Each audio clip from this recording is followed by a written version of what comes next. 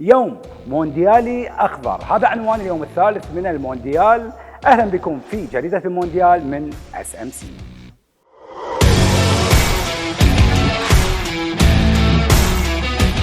شهد اليوم الثالث من المونديال 4 مباريات، وكان افتتاحها مسك بين الأخضر السعودي والتانغو الأرجنتيني، وبمصيدة تسلل متقنة وتسديدات قاتلة استطاع الأخضر السعودي من اصطياد ميسي ورفاقه وقلب كل التوقعات، حيث انتهت المباراة بفوز تاريخي للمنتخب السعودي بهدفين لهدف.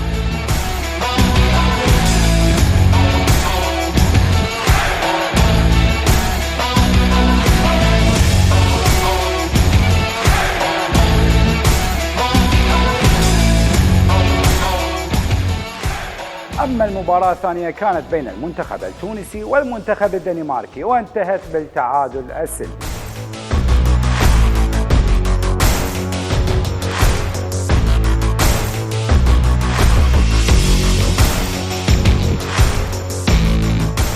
والمباراة الثالثة جمعت كل من المنتخب المكسيكي والمنتخب البولندي، وأيضا انتهت بالتعادل السلبي.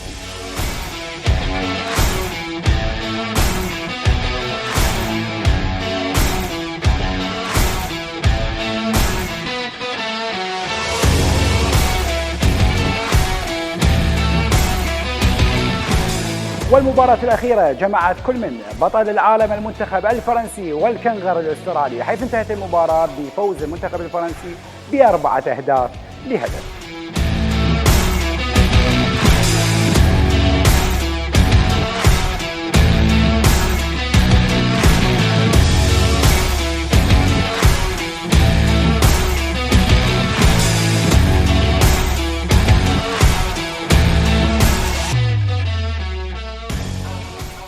مباريات اليوم الرابع من مونديال قطر 22.